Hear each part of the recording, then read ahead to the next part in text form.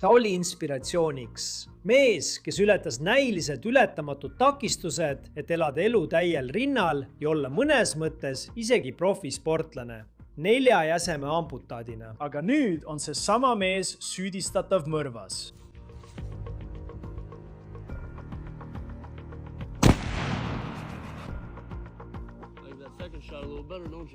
Ja Dayton Weberi juhtumis on suur areng.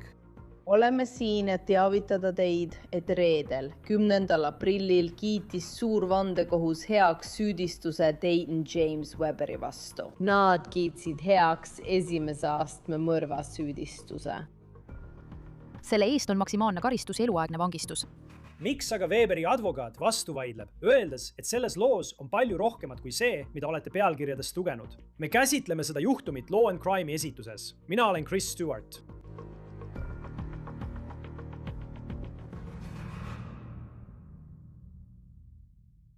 Ma tahan alustada tsitaadiga Dayton Weberilt endalt. See oli tsitaat esseest, mille ta kirjutas 2023 aastal saatele Today Show. Ta ütles järgmist. Inimesed alahindavad mind sageli, kui nad mind näevad, olenemata olukorrast. Sel ajal rääkis ta oma elust ja teekonnast, kuidas temast sai üks riigi parimaid cornhole'i mängijaid. Aga nüüd, kui sa seda tsitaati kuuled, tundub see peaaegu sobivat süngemasse konteksti. Päeva lõpuks on meil tegemist tapmisjuhtumiga. Keegi kaotas oma elu ja sellest lihtsast vaatenulgast on meie töö tagada, et me paneme juhtumi kokku, valmistame selle ette ja oleme valmis kohtuprotsessiks. See on Marylandi osariigi Charlesi maakonna abiprokurör, kes teatab, et suur vandekohus on esitanud Dayton Weberile süüdistuse, sealhulgas esimese astme mõrvas. Mis toimub, kutid? Täna näitan teile, kuidas ma oma ammu hinnastan. Räägime siis Weberist, tema eluloost ja sellest, kuidas see võis viia selleni, millest teda nüüd süüdistatakse. 27-aastane mees sellest piirkonnast, Washington DC-st lõuna pool. Ja ta on elanud suurem osa oma elust ilma käte ja jalgadeta. Ja kuigi tal oli see puue, ei lasknud ta sellele end tegelikult tagasi hoida. Ja tänu sellele sai temast inspiratsioon paljudele inimestele, kui temast sai professionaalne cornhole'i mängija. Mis toimub, kutid? Dayton Weber siin. Nüüd on Dayton Weber dokumenteerinud suure osa oma elust sotsiaalmeedias, et näidata inimestele, et sa saad elada elu täiel rinnal, isegi kui sul on piiranguid, nagu temalgi. Mõtle, kuidas oleks elada elu ilma käte ja jalgadeta. Ta oli nii suur inspiratsioon, et ESPN tegi Dayton Weberist 2023 aastal 6 minuti pikkuse erisaate. Ja selles loos räägib tema perekond, kuidas Dayton oli 10-kuune, kui ta sai bakteriaalse infektsiooni, mis viis sepsise tekkeni. Olukord oli nii halb, et see oleks võinud ta tappa. Ja tema elu päästmiseks pidid arstid amputeerima tema käed ja jalad.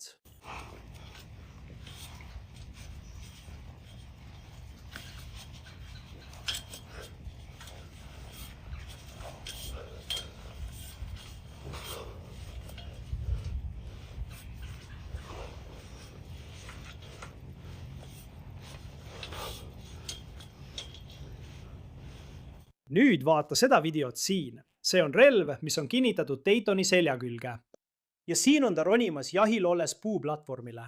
Ta on tõeline looduse inimene ning postitas sageli videoid, kus ta jahtis, kasutas vibusid ja tulistas relvi. Aga just cornhole'is sai Daytonist üleriigiline kõneaine. Ta ütles ESPNile, et osales igal kuul 10 turniiridel ja 2023 aastal sai ta koha Ameerika cornhole'i liigas. See on suur asi neile, kes mängivad seda mängu, mida me tihti grillpidudel ja tagaluugipidudel mängime.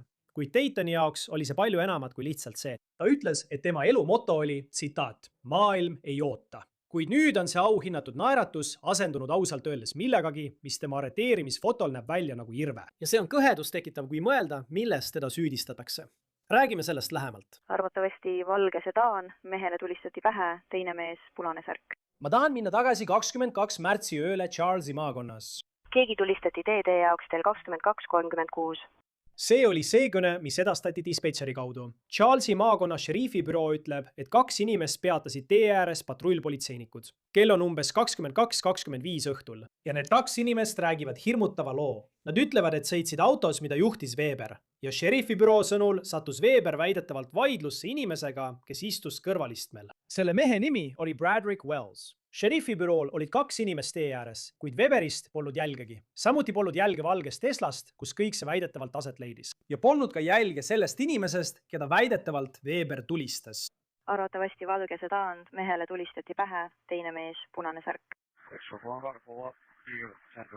Ametnikud ütlevad, et kõik 4 inimest, kes autos olid, Weber, Wells ja 2 tavaistmel, tundsid üksteist juba varem, umbes 2 tundi hiljem. Pärast seda, kui ametnikud leidsid need inimesed tee äärest, tuli numbrile 911 kõne inimeselt, kes väitis, et tema esiaeda oli visatud surnukeha.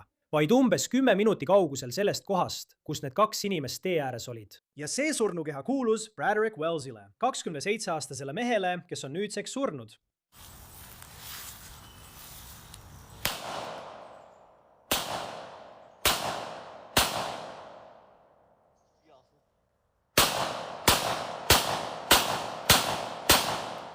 Pärast seda lugu ja kõike, mis sellele järgnes, vaadake seda videot.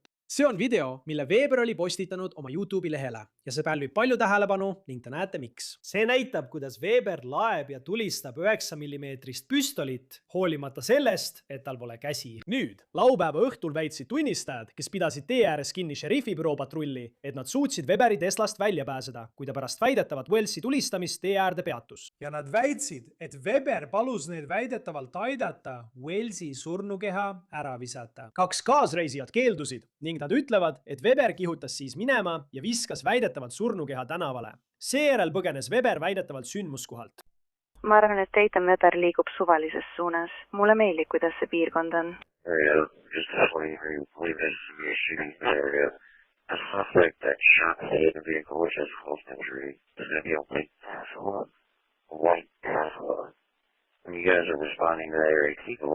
Lõpuks leiti Weber rohkem kui 100 miili kauguselt üle osariigi piiri, Charlottesville'is, Virginias. Ametnikud ütlevad, et Weber arreteeriti haiglas, kus teda raviti terviseprobleemi tõttu. Ja see on Virginias võimude poolt tehtud arreteerimisfoto.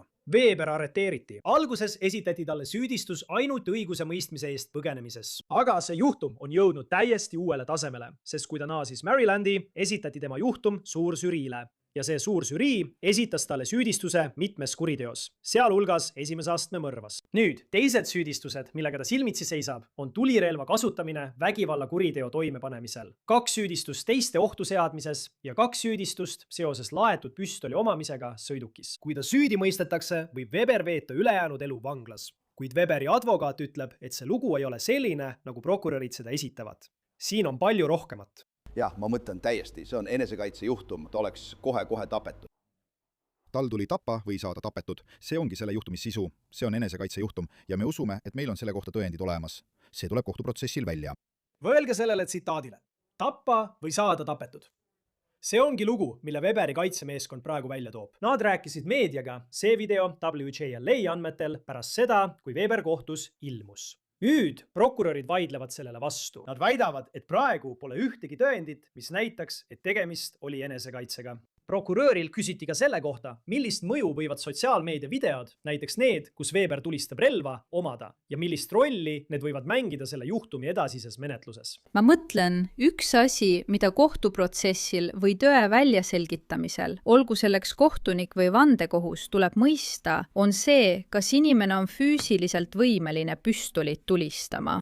Seega võib see olla miski, mis muutub selles arutelus oluliseks. Me peame seda vaatama ja selle põhjal otsuse tegema. Ma mõtlen, üks asi, milles nii kaitse kui ka riik oli kautsjoni arutelul nõus, lähtudes kaitsekommentaaridest ja kaitsekommentaaridest ajakirjandusele, on see, et küsimus ei ole selles, kes. Mõlemad pooled nõustuvad, et Dayton Weber tulistas Braderick Wellsi. Mis puudutab põhjust, siis selles osas meil on vaidlus, aga kes, selles osas meil vaidlust ei ole. Nii et me näeme, sõltuvalt sellest, kas need videod, kas mõni neist videotest tuleb tõendina vastu võtta. Ja loomulikult tuleb seda kõike arutada, kas kaitse nõustub või vaidleb vastu, kas on vastuväiteid. Ja see on arutelu, mille kohus peab läbi viima, et kaaluda tõendeid ja otsustada, kas need tõendid tuleks vastu võtta. Aga me peame seda kõike arvesse võtma ja veenduma, et esitame juhtumi korrektselt kohtule. Mulle tundus ka huvitav, et prokurörilt küsiti, kas vangla peab Weberi puude tõttu mingeid muudatusi tegema. See on see, mida ta selle kohta ütles. Ma mõtlen, et tuginedes sellele infole, mis meil tol hetkel õiguskaitseorganitelt oli, isegi tema enda elukoha ülesehituse kohta, ei olnud selles midagi ainulaadset ega erilist. Seega usume, et tal on vanglas kõik korras. meil ei ole teada, et oleks mingeid probleeme. Ja siis vangla, nagu ta ise ja vangla märkisid, teeksid nad vajadusel eritingimusi. See ei ole esimene kord, kui vangla peab kellelegi eritingimusi looma. Meil on olnud inimesi, kes on olnud ratastoolis või kellel on olnud muid füüsilisi puudeid, mis on nõudnud, et vangla tagaks nende vajaduste täitmise. Aga jällegi, kõige põhjal, mida me oleme näinud, on vangla täiesti võimeline tema vajadustega seal arvestama, kuna ta suutis ka oma 2-korruselises kodus toime tulla. Praegu ei ole selge, millal Weber järgmisena kohtusse ilmub. Tema juhtum on üle viidud Charlesi maakonna ringkonnakohtusse Marylandis. Braderick Wellsi perekond ütleb, et nad koguvad raha, et alustada algatust, mis tõstab teadlikkust relvavägivallast kogukonnas. Liitub meiega nüüd selle juhtumi arutamiseks Eric Faris, kriminaalkaitsja. Alati on hea meel sind siin Law and Crime'is näha. Väga ainulaadne juhtum siin, mis puudutab Dayton Weberit mitmel põhjusel. Kui palju mõjutab see, et tal on see puue? Ma mõtlen, tal on amputeeritud kõik 4 jäset. Ma tean, et sellepärast see juhtum palju tähelepanu saab, eriti kuna tal oli ka sotsiaalmeedias nähtavust. Aga kui vaadata, kuidas see juhtum võiks areneda, siis kui palju see osa tegelikult loeb? Puude asjaolud iseenesest poetavad enesekaitse väidet. See ongi nii lihtne. Tead, meil on tegemist puudega inimesega. Nende füüsiline seisud ei ole sama, mis sellel teisel osapoolel, kes väidetavas konfliktis osales. Ja seega on loomulikult olemas haavatavused, on tundlikkused, on asju, mida see inimene ei saa teha. Ja kas see tähendab, et neil võib olla mõistlikum hirm vahetu kehavigastuse ees, kui keegi teine, kui nad usuvad, et keegi teine neid ähvardab? Ma arvan, et need asjaolud toetavad enesekaitse väidet. Teda ei süüdistata mitte ainult Braderick Wellsi tulistamises, vaid ta oli väidetavalt ka selle Tesla juht. Samuti süüdistatakse teda surnukeha mahajätmises. Ja tundub, et see on midagi, mida nad ütlevad, et ta tegi üksi, mis on lihtsalt, tead, raske on ette kujutada, kuidas see tegelikult välja nägi. Ja siis ma arvan, et isegi potentsiaalsele vandekohtule oleks prokuröril raske selgitada, kuidas ta oleks võinud seda teha. Selle poole pealt ma mõtlen, kuidas sa paned asjad kokku ja esitad väga uskumatu loo sellest, kuidas see nende arvates väidetavalt juhtus. Nii et teise poole pealt on Dayton Weber üsna võimekas. Tegelikult on ta võimekam kui mõned teised inimesed. Ta oli kõrgetasemeline võistleja mängus nimega Cornhole, kus visatakse kotte auku. Lisaks sellele on temast videoid, kus ta kasutab tulirelva ja väidetavalt teeb ta muid asju, mis võivad olla kuriteod. Nii et prokuröri seisukohast pead sa žüriile selgitama, mida see inimene suudab teha, mida ta on varem teinud ja milleks ta võis selles juhtumis võimeline olla. Jah, sest Dayton Weberi elulugu on tõesti uskumatu. Ma mõtlen, et teda süüdistatakse nüüd selles kohutavas kuriteos ja see on asju muutnud. Ma arvan, et see on muutnud ka seda, kuidas inimesed temasse suhtuvad. Aga kui sa vaatad tagasi, siis näiteks ESPN tegi temast loo, ta kirjutas Today Show jaoks essee. Kriik selle mehe juures oli seotud sellega, et ta tegi asju, mida inimesed tema puude tõttu temalt ei oodanud. Ja ma lihtsalt mõtlen nüüd, tegelikult mõlemalt poolt vaadates, kas see töötab tema kahjuks? See, et ta oli laps, kes ületas kõik takistused ja tegi kõige hämmastavamaid asju, kas see pöördub nüüd tema vastu, nii et ta suutis ületada takistused ja väidetavalt teha midagi kohutavat, mida keegi temalt ei ootaks? Ma arvan, et prokurör ütleb kindlasti jah. Prokurör ütleb, et vaadake, see ei ole selline inimene, keda me 4 tema halvatusega inimeselt ootaksime. Ja mis puudutab nende võimeid, siis see inimene on olnud suuteline suurteks saavutusteks. Ta on tõusnud füüsilises tegevuses, nagu näiteks Cornhole'is, tasemele, mis on üsna ainulaadne. Ja lisaks sellele suudab ta tulirelvi kasutada. Ma arvan, et prokurör ütleb, et vaadake, see ei ole mingi arglik, haavatav, hirmunud inimene. See on keegi, kes on julge. Ja sellise iseloomujoonega inimene sobib kokku inimesega, kes võiks toime panna nii raske väidetava kuriteo. Sest siis, ja ma tean, me liigume siin prokuratuuri ja kaitse vahel edasi-tagasi, aga ma arvan, et selle juhtumi puhul on asi selles, et on nagu need tehnilised detailid, et kuidas, ja ma ei taha seda lihtsustada, aga kuidas ta juhib autot ja samal ajal suudab relva välja võtta ja kedagi tulistada. Mida prokurörid siis ütlevad? Kaitse poole pealt vaadates, kuidas sellele vastu vaielda, kui jah, sotsiaalmeedias on temast videoid, kus ta tulistab 9 mm relva. On olemas video, kus ta ronib relv seljas jahipukki, et jahile minna. Aga siiski saab kaitse seisukohalt öelda, et nende arvates on ikkagi naeruväärne arvata, et oleks suuteline kõiki neid asju tegema. Rääkimata sellest, et ta väidetavalt suutis pärast 2 inimese tee äärde jätmist ise surnukeha ära viia. Muidugi, kui mina oleksin kaitsja, Chris, siis ma võiksin näiteks vandekohtul küsida vandekohtu valimise ajal. Kas te suudaksite helistada ilma käsi või jalgu kasutamata? Mõelge, kui keeruline oleks igapäevased, tavalised tegevused meljajase hallatusega inimese jaoks. Mõelge, millise puudega nad peavad iga oma päevas sekundil silmitsi seisma. Ja seega, tead, see fakt võib muuta inimese haavatavaks, see võib muuta inimese vähem võimeliseks tõsist agressiivset vägivalda toime panema. Ja tegelikult on see rohkem kooskõlas kellegagi, kes võis lihtsalt meeleheitlikult püüda end kaitsta nende asjaolude juures, samal ajal nende puudustega silmitsi seistes. Jah, ja on ikka veel nii palju, mida me ei tea. Ma tean, et politsei on öelnud, et need 4 inimest, sul on Brad Rick Wells, Dayton Weber ja siis 2 inimest, kes on selle juhtumi tunnistajad, et nad kõik tundsid üksteist juba varem. Ole täpselt selge, milline nende suhe oli. Aga kui jätta Dayton Weberi puudest osa kõrvale, siis tundub, et sul on 2 tunnistajat, kes ei tahtnud kuidagi asjasse segatud olla. Nende jutt on, et nad ei tahtnud midagi teha. Nad tulid autost välja. Nad ei aidanud laipa ära visata. Nad lahkusid sealt.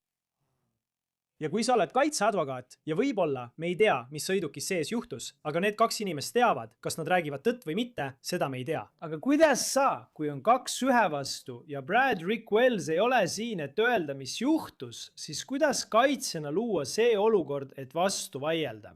Mida me arvame, et need 2 tunnistajat võivad rääkida, öeldes, et Dayton Weber väidetavalt tegi seda? See, mida need 2 ellujäänud tunnistajad sellest sõidukist ütlevad, saab olema ülimalt oluline. Me räägime pealtnägijatest, kes olid sellele tulistamisele väga lähedal, vaid mõne jala kaugusel. Kui mina oleksin kaitsja, siis ma uuriksin, kas need inimesed tõesti nägid, mis toimus tagumiselt istmelt. Nende ees on istmed, võib-olla on seal ta keskkonsool, milline oli nende vaateväli, kas see oli kuidagi takistatud? Kas nad võisid eksida selles osas, mida nad nägid? Samuti tekib küsimusi selle kohta, mida nad kuulsid. Mitte ainult selle kohta, mida nad nägid, vaid selle kohta, mida nad kuulsid. Kas kummalgi poolt esitati mingeid ähvardusi? Teate, kui lahkunu oleks esitanud mingisuguse usutava ähvarduse Dayton Weberi elule, võiks see kindlasti toetada enesekaitse väidet. Nii et peate vaatama kaassõike vaatenurka, mida nad kuulsid ja kas neil on mingit eelarvamust. Mis on nende seos lahkunuga? Kas nad on temaga paremad sõbrad? Kõik need küsimused on olulised. Kui sa oled kaitse poolel, kas sa tahad neid videoid ja tema lugu sellest, kuidas ta raskustest üle sai? Mõnes mõttes võiksin ma näha, et see muudab ta väga kaastunnet äratavaks tegelaseks. See on nagu laps, kes pidi elus kõigest üle saama, et jõuda sinna, kus ta praegu on. Samal ajal näitad videot, kus ta tulistab 9 mm relvast. Ja äkki võib vandekohtunik mõelda, et just nii see võikski välja näha ja kuidas ta ise sellega hakkama saab. Kui sa oled kaitse poolel, siis kuidas sa käsitled võimalust, et need videod esitatakse? Kas sa saad need videod enne kohtuprotsessi kõrvale jätta, et neid ei esitata? Mõned asjad, tead, kaitsjana ma ei usu, et sa saad oma kliendi puudeid kõrvale jätta, pisendada või vähendada, eriti kui need on nii silmapaista kogu riigi ees. Mis puudutab neid videoid, siis kui mina oleksin kaitseadvokaat, taotleksin ma kõigi nende videote piiramist, mis näitavad klienti relvast tulistamas. Ma arvan, et reegli 403 järgi kaalub selle tõenduslik väärtus, selle asjakohasus oluliselt vähem kui oht ebaõiglaseks eelarvamuseks, kui mure, et vandekohus vaatab seda ja ütleb, oh issand, see on mees, kes tulistab relva. Ja see juhtum puudutab meest, kes tulistab relva. Tead, sa hakkad justkui kõiki neid sündmusi segamini ajama ja prokuratuuri seisukohast jutustad vandekohtuniku peas ühe loo. Nii et kui mina oleksin kaitsja, siis ma püüaksin need kas välja jätta või vähemalt piirata ainult ühe videoga, mitte nende paljudega, mida ma olen internetis ringi liikumas näinud. Teine osa sellest, näiteks enesekaitse aspektist, on see, et ta leiti 100 miili kaugusel Charlottesville'is, Virginias. Näiteks on olemas haiglad ja kui ta oleks vigastatud, siis ma näen, et keegi võiks väita, et Marylandi Charlesi maakonnas on haigla. Kui see oli enesekaitse, oleksid võinud helistada. Miks mitte jääda sündmuskohale? Miks mitte helistada 911? Mida sa arvad sellest faktist, et ta mitte ainult ei lahkunud, vaid läks ka üsna kaugele kogu sellest, mis juhtus. Prokurör ütleb, et see viitab süüteadvusele. See on mees, kes teadis, et ta oli midagi valesti teinud ja nüüd üritab ta põgeneda. Ta üritab sellest sündmusest eemale joosta. Aga kui ma olen kaitse poolel, siis ma ütlen, et vaadake, see oli selle noormehe jaoks, kes on raskelt puudega, äärmiselt traumeeriv sündmus. Sellistes olukordades ei mõtle kõik ratsionaalselt. Kõik ei tea, mida teha. Ja kui inimene tegutses enesekaitseks seaduslikult ning surnu oli juba surnud ja tal polnud võimalik elustada, siis ma ei usu, et seadus nõuab, et süüdistatav peaks politseisse helistama ja ütlema, kuulge, ma tulistasin seda meest. Aga kindlasti vaatab vandekohus neid asjaolusid pärast tulistamist ja ütleb, jah, see paneb mõned kulmud kerkima. Kui rääkida suursüri süüdistusest, siis ma mõtlen esimese astme mõrv ja selle all on tal veel mõned relvadega seotud süüdistused. Prokuröride jaoks, kuidas see kõik välja mängib, on selge, et esimese astme mõrva osa on väga suur. Aga kuidas need väiksemad süüdistused võivad mõjutada seda, kuidas asi võib areneda? Minu mure, Chris, on see, et avalikkusel on juhtunu üksikasjadest teada üsna vähe. Neid pole täielikult avalikustatud. Aga minu kartus on, et kui see oli enesekaitse, siis enesekaitse kehtiks tõenäoliselt enamiku või kõigi nende süüdistuste puhul, sest me räägime ühest ainsast teost. Me räägime tulistamisest sõiduki sees. Kui tulistamine oli enesekaitse, siis võib väita, et enesekaitse on kaitseks ka hooletu ohu tekitamise süüdistuse vastu, mis on veel üks süüdistus, mis tõenäoliselt põhineb tulirelvast laskmisel sõidukis, kus oli mitu inimest. Ja seega võib see olla kaitseks kõigi süüdistuste puhul, see võib tähendada täielikku õigeks mõistmist. Kui vandekohus nõustub, et see oli enesekaitse, võib see Dayton Weberi täielikult õigeks mõista. Ja me näeme, mis edasi saab. Ma mõtleme, et kui see tõesti nii oli, siis milline allakäik, teate, inimese jaoks, kes on oma elus nii palju ületanud. Eric Faddis, kriminaalkaitsja. Alati on hea sind Law and Crime saates näha. Aitäh, et olid meiega. Hea meel siin olla. See oli kõik saatest On The Case, mida esitleb Law and Crime. Tellige meie kanalit YouTube'is ja jälgige meid Spotify's. Nüüd oleme ka Peacockis. Mina olen Chris Stewart. Kohtume järgmisel korral.